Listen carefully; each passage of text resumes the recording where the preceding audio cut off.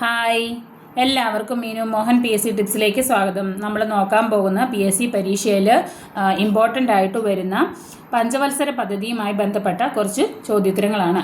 പഞ്ചവത്സര പദ്ധതി എന്ന ആശയം ഇന്ത്യ കടമെടുത്തിരിക്കുന്നത് മുൻ സോവിയറ്റ് യൂണിയൻ അല്ലെങ്കിൽ റഷ്യ. മുൻ സോവിയറ്റ് യൂണിയൻ, റഷ്യ. USSRൽ പഞ്ചവത്സര പദ്ധതി നടപ്പിലാക്കിയത് ജോസഫ് സ്റ്റാലിൻ 1928. പഞ്ചവത്സര പദ്ധതി USSRൽ ആദ്യമായി നടത്തിയത് ജോസഫ് സ്റ്റാലിൻ ആണ്. പഞ്ചവത്സര പദ്ധതിയുടെ പിതാവ് എന്നറിയപ്പെടുന്നത് ജോസഫ് സ്റ്റാലിൻ ആണ്. ഇന്ത്യൻ ആസൂത്രണത്തിൻ്റെ പിതാവ് വിശ്വേശ്വരയ്യ. ഇന്ത്യയിൽ ആസൂത്രണത്തിൻ്റെ പിതാവ് അല്ലെങ്കിൽ പ്ലാനിങ്ങിൻ്റെ പിതാവ് Visvesvaraya. Planned economy for India എന്ന ബുക്ക് ആരുടെ? വിശ്വേശ്വരയ്യ അല്ലെങ്കിൽ വിശ്വേശ്വരയ്യയുടെ പ്രധാനപ്പെട്ട ഒരു ബുക്കാണ് planned economy for India. Planned economy for India. വിശ്വേശ്വരയ്യയുടെ ജന്മദിനമാണ് സെപ്റ്റംബർ 15.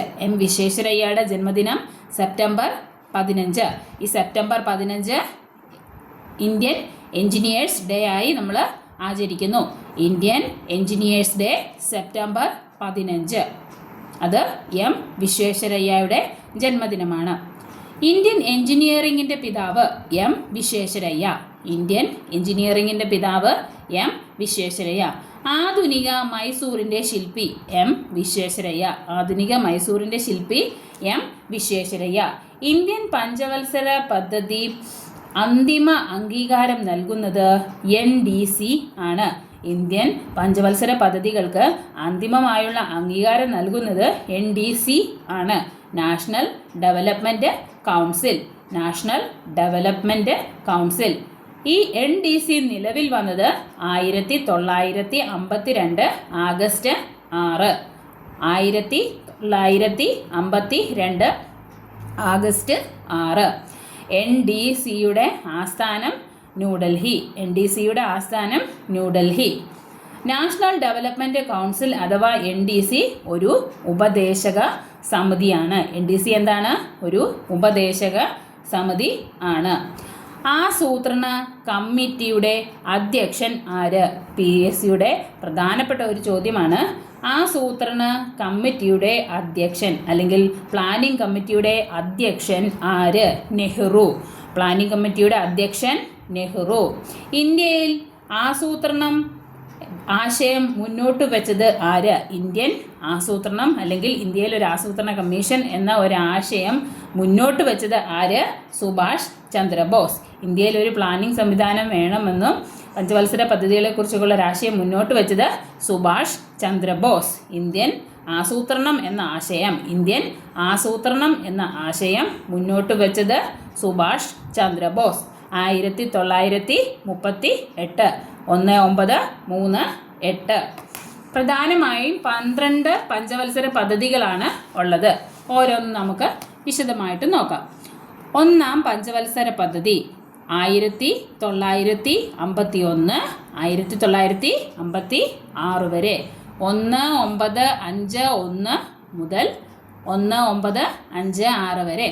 ഒന്നാം പഞ്ചവത്സര പദ്ധതിയുടെ പ്രധാന ലക്ഷ്യം എന്ന് പറയുന്നത് കാർഷിക മേഖലയുടെ സമഗ്ര വികസനമായിരുന്നു. കാർഷിക മേഖലയുടെ സമഗ്ര വികസനമാണ് ഒന്നാം പഞ്ചവത്സര പദ്ധതി. ചോദ്യം: കാർഷിക മേഖലയുമായി ബന്ധപ്പെട്ട പഞ്ചവത്സര പദ്ധതി ഒന്നാം പഞ്ചവത്സര പദ്ധതി. ഈ ഒന്നാം പഞ്ചവത്സര പദ്ധതിയുടെ പറയുന്ന മറ്റൊരു പേരാണ് ഹരോൾഡ് ഡോമാർ മോഡൽ. അതായത് ഹരോൾഡ് ഡോമാർ മോഡൽ എന്നറിയപ്പെടുന്ന പഞ്ചവത്സര പദ്ധതി ഒന്നാം പഞ്ചവത്സര പദ്ധതി. ഹരോൾഡ് ഡോമാർ മോഡൽ എന്നാണ് ഈ ഒന്നാം പഞ്ചവത്സര പദ്ധതി അറിയപ്പെട്ടിരുന്നത്. Harold Domar model.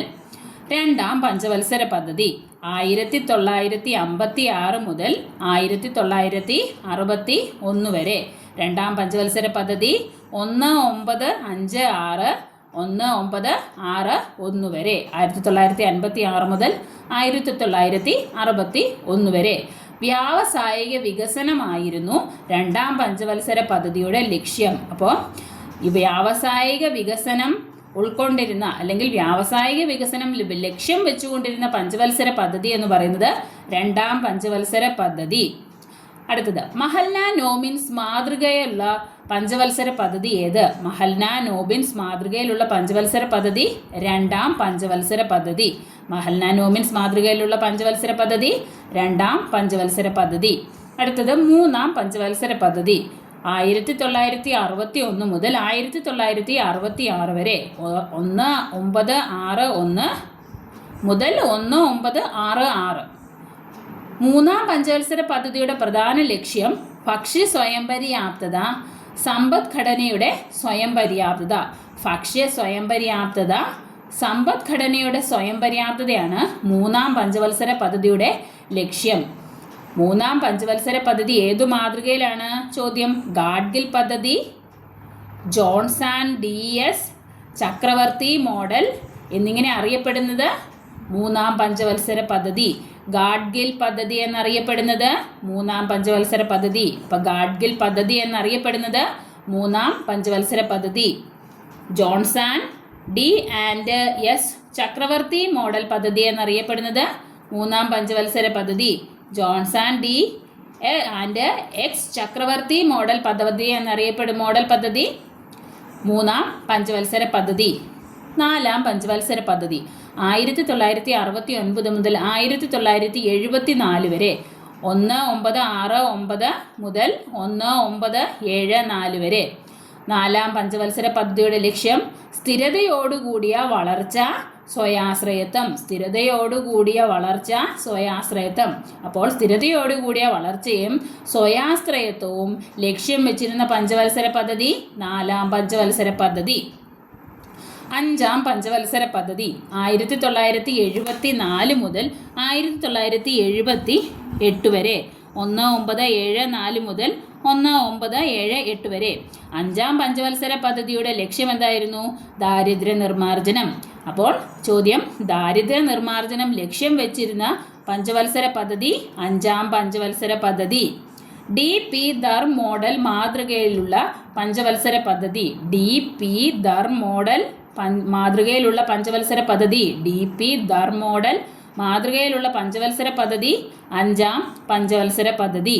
ആറാം പഞ്ചവത്സര പദ്ധതി 1980 മുതൽ 1985 വരെ. 1980 മുതൽ 1985 വരെ കാർഷിക വ്യാവസായിക മേഖലകളുടെ അടിസ്ഥാന സൗകര്യങ്ങൾ മെച്ചപ്പെടുത്തൽ. കാർഷിക വ്യാവസായിക മേഖലയുടെ അടിസ്ഥാന സൗകര്യങ്ങൾ മെച്ചപ്പെടുത്തിയിരുന്ന ലക്ഷ്യം വെച്ചുകൊണ്ടുള്ള പദ്ധതി ആറാം പഞ്ചവത്സര പദ്ധതി. ഏഴാം പഞ്ചവത്സര പദ്ധതി 1985 മുതൽ 1990 വരെ. 1985 1990 വരെ 1985 1990. ആധുനികവൽക്കരണം, തൊഴിലവസരങ്ങളുടെ വർധനവ്. ഏഴാം പഞ്ചവത്സര പദ്ധതിയുടെ ലക്ഷ്യം ആധുനികവൽക്കരണം, തൊഴിലവസരങ്ങളുടെ വർധനവ്. തൊഴിലവസരങ്ങളും ആധുനികവൽക്കരണവും ലക്ഷ്യം വെച്ചുള്ള പഞ്ചവത്സര പദ്ധതി ഏഴാം പഞ്ചവത്സര പദ്ധതി. എട്ടാം പഞ്ചവത്സര പദ്ധതി 1992 മുതൽ 1997 വരെ. 1992 മുതൽ 1997 വരെ.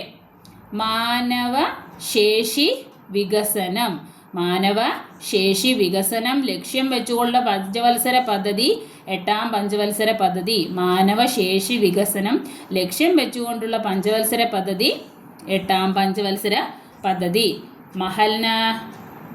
മൻമോഹൻ മോഡൽ എന്നറിയപ്പെടുന്ന പഞ്ചവത്സര പദ്ധതി എട്ടാം പഞ്ചവത്സര പദ്ധതി. മൻമോഹൻ മോഡൽ മാതൃക എട്ടാം പഞ്ചവത്സര പദ്ധതി.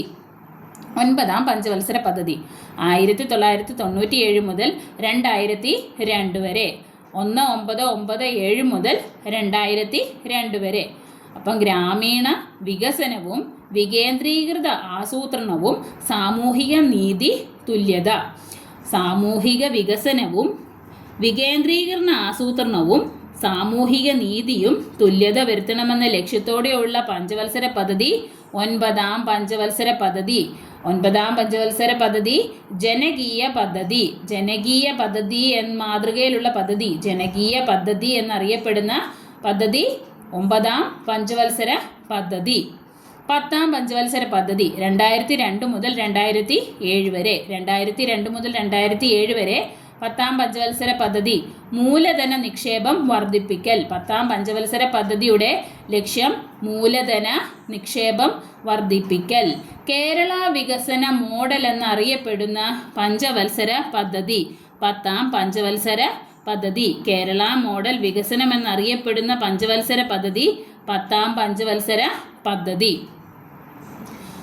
11ാം പഞ്ചവത്സര പദ്ധതി. 11ാം പഞ്ചവത്സര പദ്ധതി 2007 മുതൽ 2012 വരെ. 2007 മുതൽ 2012 വരെ. മുഴുവൻ ജനവിഭാഗങ്ങളുടെയും സമഗ്ര വികസനം. മുഴുവൻ ജനവിഭാഗങ്ങളുടെയും സമഗ്ര വികസനം എന്ന് ലക്ഷ്യം വെച്ച പഞ്ചവത്സര പദ്ധതി 11ാം പഞ്ചവത്സര പദ്ധതി. വിദ്യാഭ്യാസ പദ്ധതി ഏതാണ്? 11ാം പഞ്ചവത്സര പദ്ധതി. വിദ്യാഭ്യാസ പദ്ധതി എന്നറിയപ്പെടുന്ന പഞ്ചവത്സര പദ്ധതി. വിദ്യാഭ്യാസ പദ്ധതി എന്നറിയപ്പെടുന്ന പഞ്ചവത്സര പദ്ധതി 11ാം പഞ്ചവത്സര പദ്ധതി. 12ാം പഞ്ചവത്സര പദ്ധതി 2012 മുതൽ 2017 വരെ. 2012 തൊട്ട് 2017 വരെ.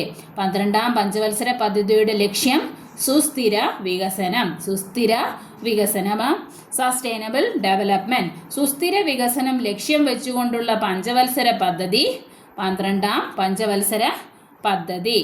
അപ്പോൾ നമുക്ക് ഈ പറഞ്ഞിരിക്കുന്ന എല്ലാം വളരെ ഇമ്പോർട്ടൻ്റ് ആയിട്ടുള്ള PSCയിൽ ചോദിക്കുന്ന റിപ്പീറ്റ് ആയിട്ടുള്ള ചോദ്യ ഉത്തരങ്ങളാണ്. ഒന്നുകൂടെ നമുക്ക് ചോദ്യങ്ങൾ നോക്കാം. ഹെറാൾഡ് ഡോമാർ മാതൃക എന്നറിയപ്പെടുന്ന പഞ്ചവത്സര പദ്ധതി 1ാം പഞ്ചവത്സര പദ്ധതി. മഹൽന നോബിൻസ് മാതൃകയിലുള്ള പഞ്ചവത്സര പദ്ധതി 2ാം പഞ്ചവത്സര പദ്ധതി. ഗാഡ്ഗിൽ മാതൃകയിലുള്ള പദ്ധതി 3ാം പഞ്ചവത്സര പദ്ധതി. മൻമോഹൻ മോഡൽ എന്നറിയപ്പെടുന്ന പഞ്ചവത്സര പദ്ധതി 8ാം പഞ്ചവത്സര പദ്ധതി. കേരള വികസന മോഡൽ എന്നറിയപ്പെടുന്ന പഞ്ചവത്സര പദ്ധതി 10ാം പഞ്ചവത്സര പദ്ധതി. ദാരിദ്ര്യ നിർമ്മാർജ്ജനം ലക്ഷ്യം വെച്ച പഞ്ചവത്സര പദ്ധതി 5ാം പഞ്ചവത്സര പദ്ധതി. ഭക്ഷ്യ സ്വയം പര്യാപ്തതയ്ക്കും സമ്പദ്ഘടനയുടെ സ്വയം പര്യാപ്തതയ്ക്കും ലക്ഷ്യം വെച്ച പഞ്ചവത്സര പദ്ധതി 3ാം പഞ്ചവത്സര പദ്ധതി. മൂലധന നിക്ഷേപം വർദ്ധിപ്പിക്കാൻ ലക്ഷ്യം വെച്ച പഞ്ചവത്സര പദ്ധതി 10ാം പഞ്ചവത്സര പദ്ധതി. മാനവശേഷി വികസനം ലക്ഷ്യം വെച്ച പഞ്ചവത്സര പദ്ധതി 8ാം പഞ്ചവത്സര പദ്ധതി. വ്യാവസായിക വികസനം ലക്ഷ്യം വെച്ച പദ്ധതി 2ാം പഞ്ചവത്സര പദ്ധതി. എല്ലാ ചോദ്യോത്തരങ്ങളും എല്ലാവർക്കും വ്യക്തമായെന്ന് വിചാരിക്കുന്നു. Thank you.